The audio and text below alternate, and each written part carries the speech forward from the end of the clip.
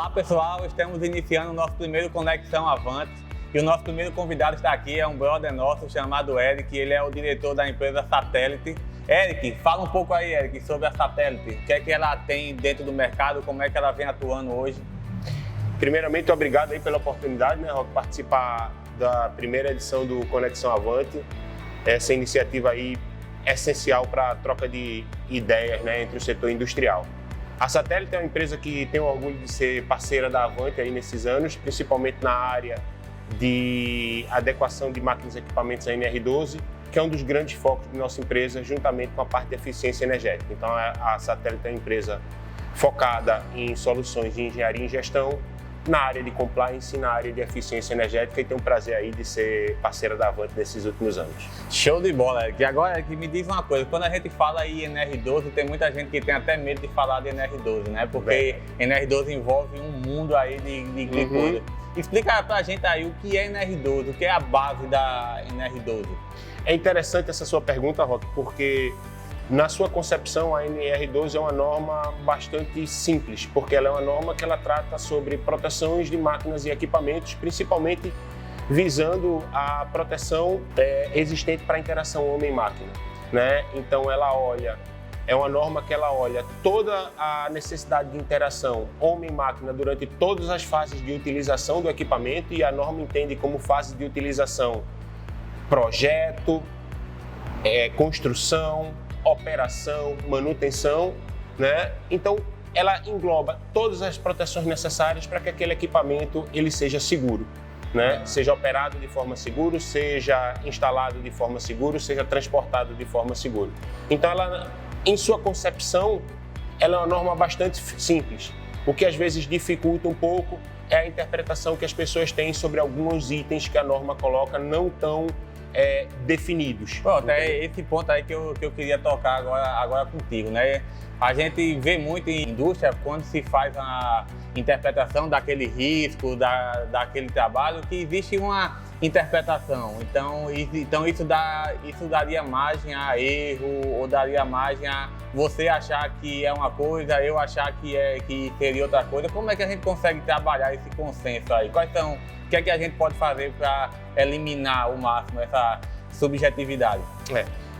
Eu costumo dizer que o principal passo para uma implementação bem sucedida da NR12, né, dos requisitos da NR12, ela tem que começar sempre por uma boa análise de risco. Porque é durante a análise de risco onde a gente vai verificando quais são as interações que existem entre homem e máquina, né, determinar quais os riscos e quais as necessidades de proteção precisam ser implementadas.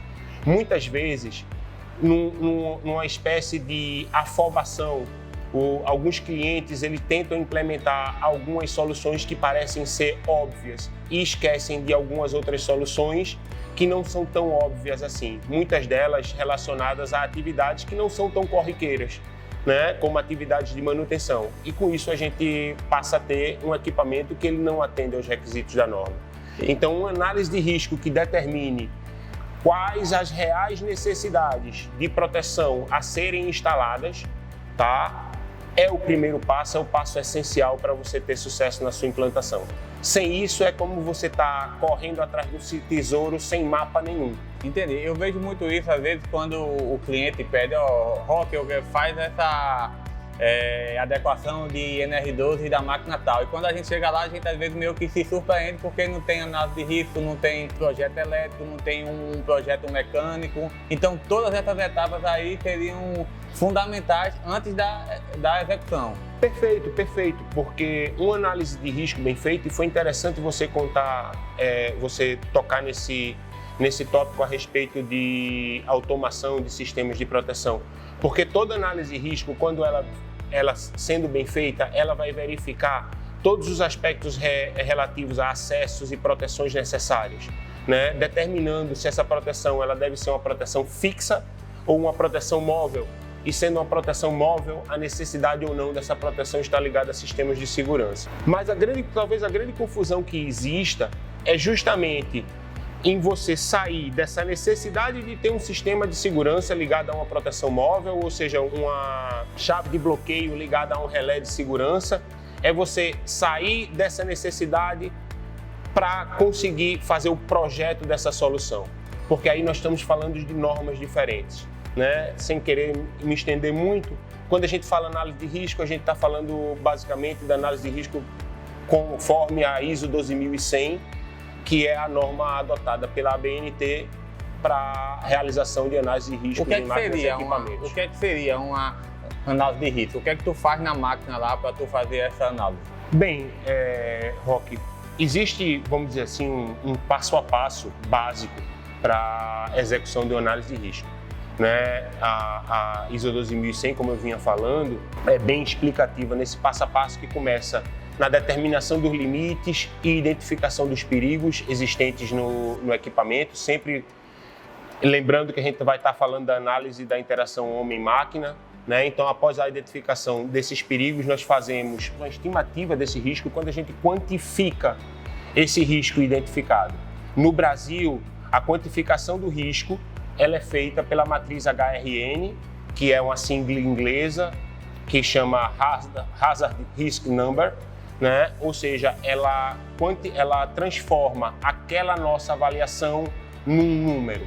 Tá? A partir dessa estimativa de risco, nós vamos fazer uma avaliação se esse resultado de risco ele é aceitável ou não para os nossos padrões, utilizando também a matriz de avaliação da metodologia HRN. A metodologia HRN é uma metodologia que ela pondera fatores como severidade, número de pessoas expostas, gravidade do acidente e probabilidade de ocorrência, são 4 fatores para ser bem completo.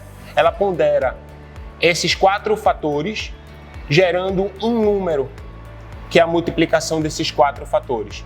Através do resultado dessa multiplicação, ou seja, do resultado dessa ponderação, ela tem uma matriz bem simples, onde ela gradua o risco como aceitável, inaceitável, baixo ou muito baixo.